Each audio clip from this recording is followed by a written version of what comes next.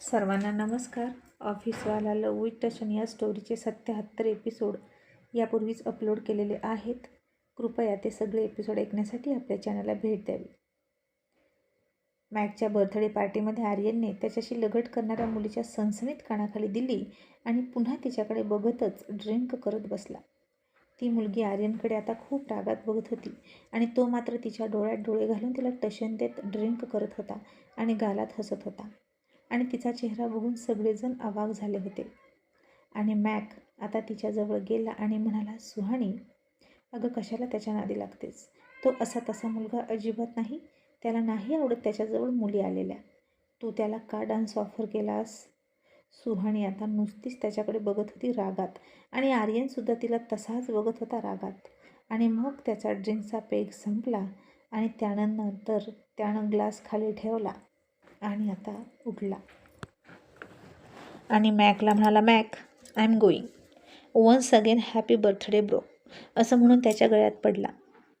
आणि त्याच्या शेजारी उभी असलेल्या सुहाणीला आर्यन म्हणाला, लिसन मिस, इथून पुढे कोणालाही डान्स ऑफर करताना त्याचं फक्त नाव ऐकून येऊ नकोस, तर त्याच्याविषयी पूर्ण माहिती करत जा आणि मग येत जा.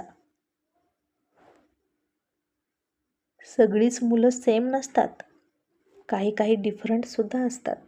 अँड आय थिंक मला डान्स ऑफर करणं हे तुला खूपच कमी महागात पडलं. मॅक तुझा फ्रेंड आहे ना, तर तू त्याला विचार की अजून तुला किती महागात पडलं असतं.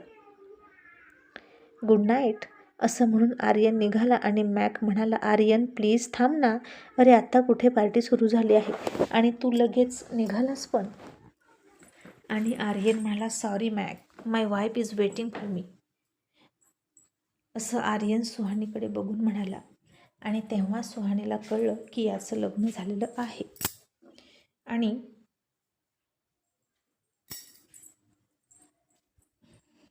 आर्यन तिच्याकडे खालून वरपर्यंत बघून म्हणाला, and my wife is very beautiful.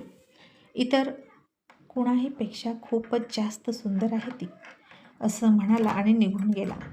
आणि ती मुलगी सुहाणीसुद्धा पार्टी सोडून निघून गेली. आणि दुसऱ्या दिवशी मधू संग्रामला भेटली तेव्हा इंद्राच्या ऑफिसमध्ये. आणि आर्या आता तिथं नसायची. आणि आता आर्यासोबत तिथे जाण्याचा बहाणासुद्धा मधू करत शकत नव्हती. पण संग्राम फ्रेंड आहे म्हणूनच ती त्याला भेटायला जायची. आणि ती म्हणाली, संग्राम, असं कुठपर्यंत चालणार? तुझी बहिणी तुला कशी बोलते हे बघितलेलं आहे मी माझ्या स्वतःच्या कानानं ऐकलं आहे. इतका अपमान सहन करून तू त्या घरात कसा राहू शकतो? आणि तुझे आई वडील, त्यांच्याबद्दल तर काय बोलू मी? अरे एक बाहेरून आलेल्या मुलीकडून ते इतका अपमान कसा करून घेतात? कोणी काहीच का बोलत नाही तिला? आणि संग्राम म्हणाला, कारण ते सगळे लाचार आहेत आणि तिच्या उपकाराखाली दबलेले आहेत. तिच्या डॅडने माझ्या पप्पांना आणि माझ्या दादाला नोकरी लावली ना, म्हणून ती इतकी तोऱ्यात वागते. मलाही म्हणत होती नोकरी लावू शकते, पण मला तिची लाचारी नको आहे. आणि तुला माहीत आहे काल रात्री काय झालं? रागामध्ये तिनं मला तिची मध्यरात्री चप्पल उचलायला सांगितली. आणि हे ऐकून मधूला फार राग आला. आणि मधू धक्का बसून म्हणाली, आणि संग्राम, तू ती उचलली? अरे तुला काही सेल्फ रिस्पेक्ट आहे की नाही? तुम्ही सगळे ना तिचं ऐकता म्हणून ती इतकी तोऱ्यात वागते. संग्राम म्हणाला, काय करणार मधू, माझी मम्मी आणि पप्पांसाठी ऐकावं लागतं. आणि मधू तुच्छतेनं हसत म्हणाली, आणि तुझे मम्मी पप्पा तरी कुठे शहाणे आहेत, ते उलट तुझाच अपमान करायला बसलेत. आणि संग्राम, यातून मार्ग काढलाच पाहिजे. मला नाही आवडलं तुझा असा अपमान होणं. अरे तुझ्यासारख्या साध्या सिंपल मुलाला आणि त्याच्या मनाला किती जपलं पाहिजे या माणसांनी आणि तुझ्या घरच्यांनी.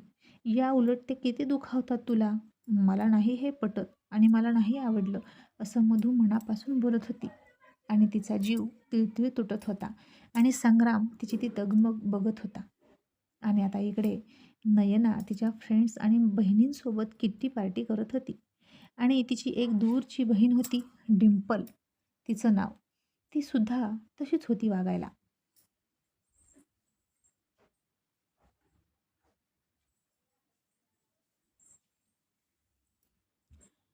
नोकरांवर रुबाब, घरच्यांवर रुबाब करायचा तिला आवडायचं.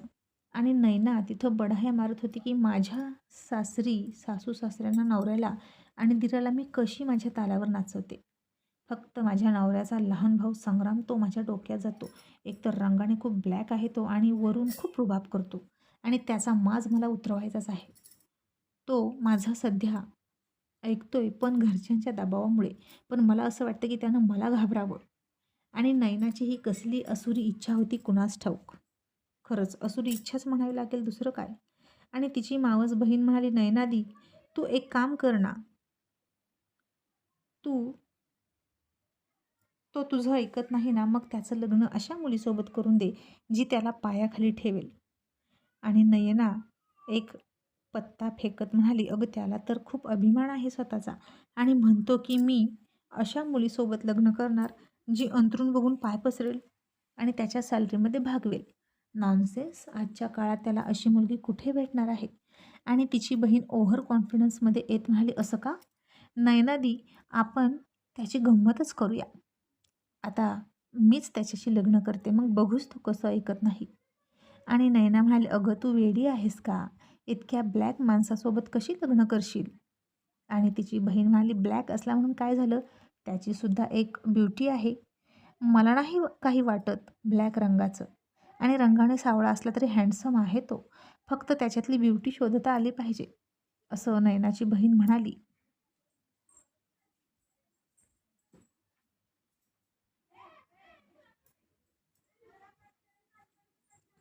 आणि नैना म्हणाली, "ओ माय गॉड, आता तू त्याच्यावर प्रेम करायला लागलीस की काय डिंपल?" आणि डिंपल म्हणाली, "नो, असं काहीच नाही. पण आता त्याचे तेवर आहेत ना, ते उतरवायचे असतील तर हाच मार्ग आहे. आणि नैनादी, आमचं लग्न होऊ दे, म्हणून तू प्रयत्न कर." आणि नैना म्हणाली, "मला नाही वाटत संग्राम तयार होईल. त्याचं नेचर वेगळं आहे आणि तुझं नेचर वेगळं आहे. आणि तो तुला ओळखतो सुद्धा. आठवतं ना, पाठीमागे एका पार्टीत तो तुझ्यावर किती नाराज होता?" आणि डिंपल म्हणाली, "आय नो, पण तुझ्यासाठी काहीच अशक्य नाही. तू तुझ्या सासरच्या लोकांवर दबाव आण आणि त्यांना म्हणावं संग्रामने माझ्याशी लग्न करावं आणि ते तुझं ऐकतीलच आणि संग्रामला सांगतील माझ्याशी लग्न करायला. मग त्याचं आयुष्य कसं नर्क बनवायचं ते आपण ठरवू." आणि नैना हसून म्हणाली, "दॅट्स ग्रेट आयडिया." आणि घरी जाऊन ती संग्रामच्या मम्मी पप्पाला म्हणाली, "मम्मी पप्पा, माझ्या डॅडीची अशी इच्छा आहे की तुम्ही माझ्या बहिणीसोबत डिंपलसोबत संग्रामचं लग्न लावून द्यावं आणि तिला संग्राम आवडतो." आणि हे ऐकलं तसं संग्रामचे मम्मी पप्पा चकितच झाले आणि म्हणाले, "काय? डिंपल संग्रामला पसंत करते?" आणि नैना तुच्छतेनं हसून म्हणाली, "अनफॉर्च्युनेटली, दुर्दैवानं ती संग्रामला पसंत करते. माहीत नाही तिनं असं त्याच्यामध्ये काय बघितलं." आणि संग्रामची मम्मी म्हणाली, "पण संग्राम तयार होणार नाही, कारण त्याला तर डिंपल अजिबात आवडत नाही."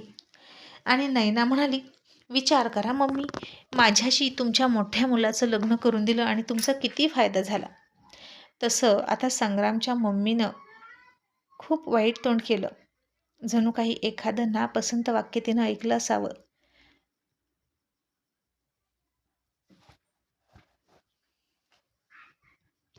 म्हणजे आता हिच्यापासून काय फायदा होता जगताप फॅमिलीचा कुणास ठाऊक.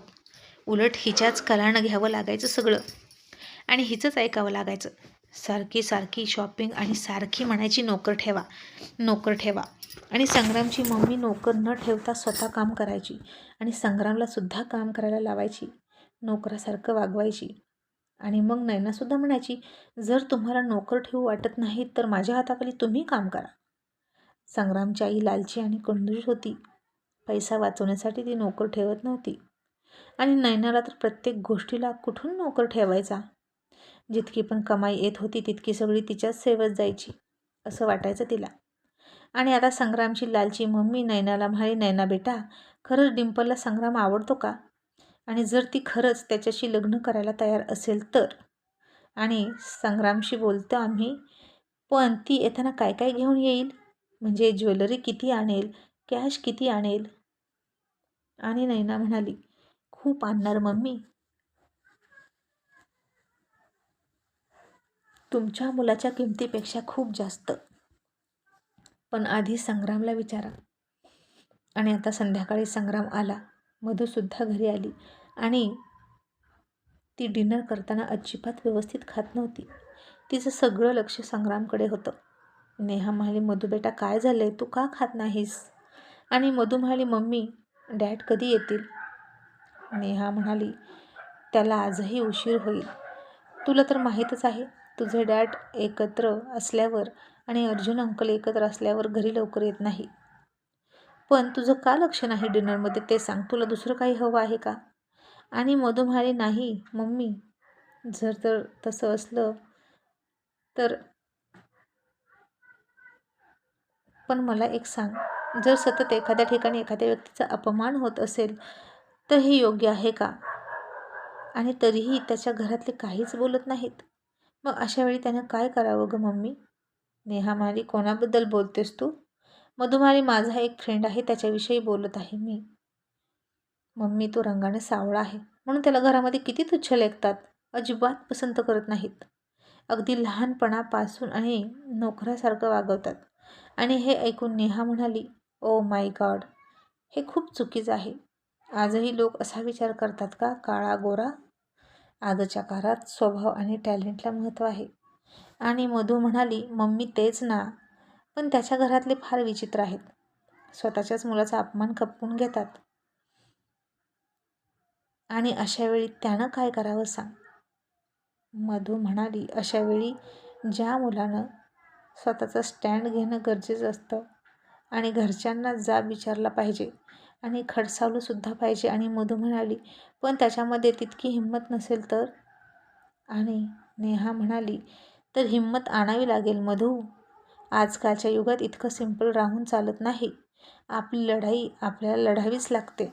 आणि आता मधूनं ठरवलं की संग्रामला त्याची लढाई लढण्यासाठी तयार करायचा आणि नयनाचा माज उतरवायचा म्हणजे उतरवायचा.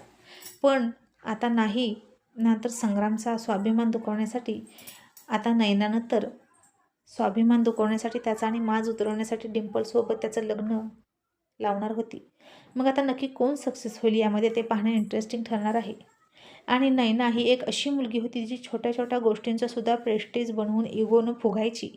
मग आता संग्रामचे मम्मी पप्पा संग्रामला म्हणाले की डिम्पलला तुझ्यासोबत लग्न करायचं आहे आणि ही एक चांगली गोल्डन अपॉर्च्युनिटी तुझ्यासाठी आलेली आहे. तू सुद्धा तिच्यासोबत लग्न करून जितेंद्रसारखा नोकरी कर. आणि संग्राम म्हणाला, मम्मी हे शक्य नाही. वहिनी आणि तिच्या घरचे कसे आहेत मला माहीत आहे. मला अजिबात म्हणजे अजिबात त्यांच्याशी कॉन्टॅक्टसुद्धा ठेवायचा नाही. सगळे खूप मॅनर्सलेस आहेत. आणि संग्रामची मम्मी म्हणाली, गप्प बस. जर तू हे लग्न केलं तर तुझ्या पप्पांची नोकरी जाईल, नाही केलं लग्न तर. आणि संग्राम चिडून म्हणाला, मग नोकरी केली तरी चालेल, मला नाही देणं घेणं. तुम्ही तुमच्या स्वार्थासाठी कसे काय मला वापरू शकता? मम्मी मला या सगळ्याचा कंटाळा आला. आणि त्याची मम्मी म्हणाली, संग्राम, एक तर तुझा रंग सावळा आहे आणि तुझ्याशी कोणी लग्नसुद्धा करणार नाही. डिम्पलसारखी मुलगी स्वतः होऊन करते तर ऐक. आणि तो म्हणाला, मम्मी मी आवडतच नव्हतो, माझ्या रंगामुळे तर मला लहानपणीच का नाही मारलं? आणि हे ऐकलं तसं संग्रामच्या पप्पांनी त्याच्या कानाखाली दिली आणि म्हणाले, जास्त बोलू नकोस. 2च दिवसांनी डिम्पलची बर्थडे पार्टी आहे आणि त्या बर्थडे पार्टीमध्ये तिला हेच गिफ्ट द्यायचं आहे, तुझ्या होकाराचं. आणि पार्टीतच दोघांची एंगेजमेंट होईल. आणि आज अजिबात म्हणजे अजिबात संग्रामला कळत नव्हतं की इतकी घाई कशासाठी.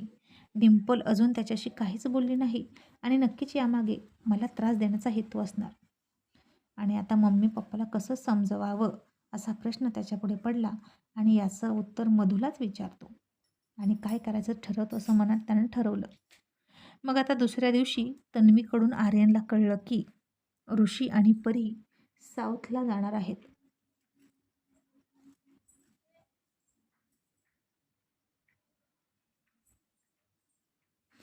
आणि तिकडे किती दिवस राहतील माहीत नाही. आर्यन म्हणाला, पुन्हा निघाला असेल कुठेतरी सिक्रेट मिशनवर बायकोला घेऊन, डरपोक साला.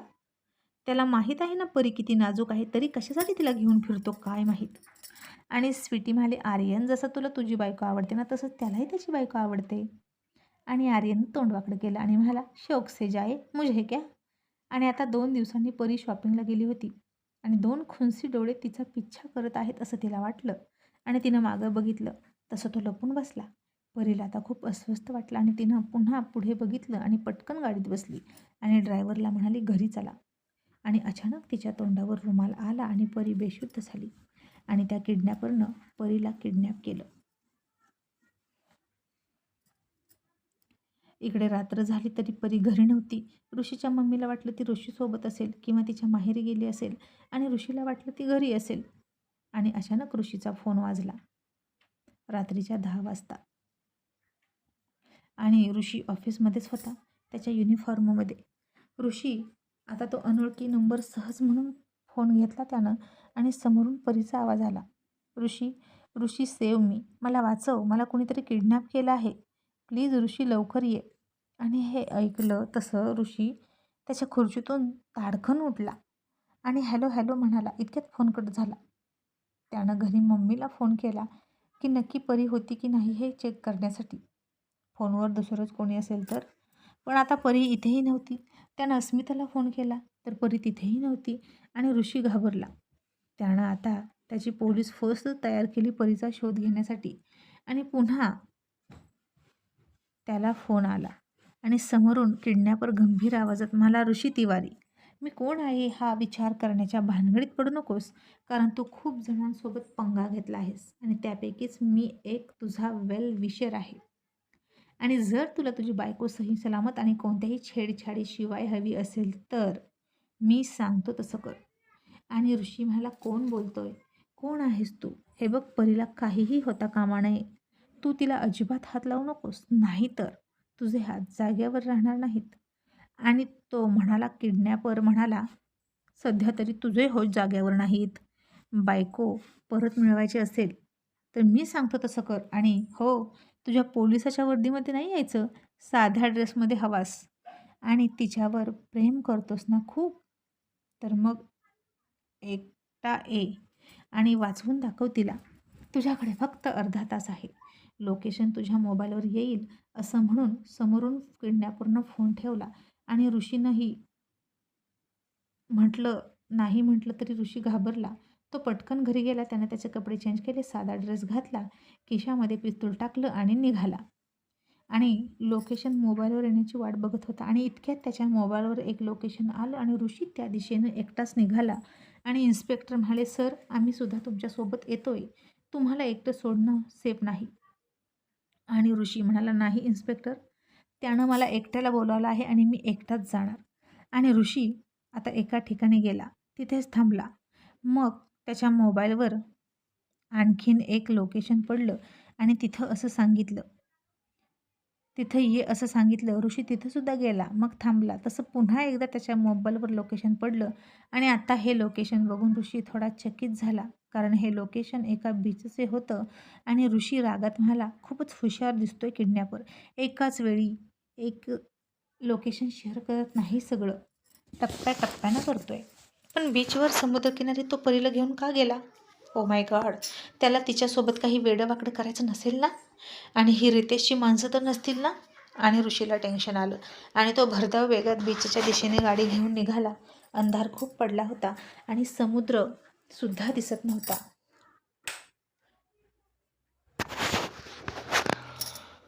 फक्त समुद्राच्या लाटांचा गंभीर आवाज यायचा कानावर. आणि ऋषी आता त्या मोकळ्या आकाशाखाली समुद्राच्या किनारी गेला आणि त्यानं हाक मारली, परी, परी, तू इथे आहेस का? हे तू कुठे ठेवलंस परीला? असं ऋषी चिडून म्हणाला त्या किडनॅपरला. आणि इतक्यात समोर लाईट लागली आणि एका बेडरूम इतक्या जागेमध्ये लाईटिंग होतं. कोणीतरी व्यक्ती समोर टेबल मांडून ऋषीकडे पाठ करून बसला होता आणि बहुतेक तो किडनॅपर असावा. आणि ऋषी आता तिथं रागातच गेला. त्यानं पिस्तूल काढलं आणि त्या किडनॅपरच्या डोक्यावर रोखणार इतक्यात त्याच्या लक्षात आलं की तो एक पुतळा आहे आणि हा काय मजाक आहे, म्हणून ऋषी चिडला. आणि त्यानं तिथं नीट पाहिलं तर तिथं एक छोट्या मिनी पार्टीची तयारी केली होती. ड्रिंकच्या बाटल्या होत्या, स्नॅक होते आणि ग्लास तयार होते.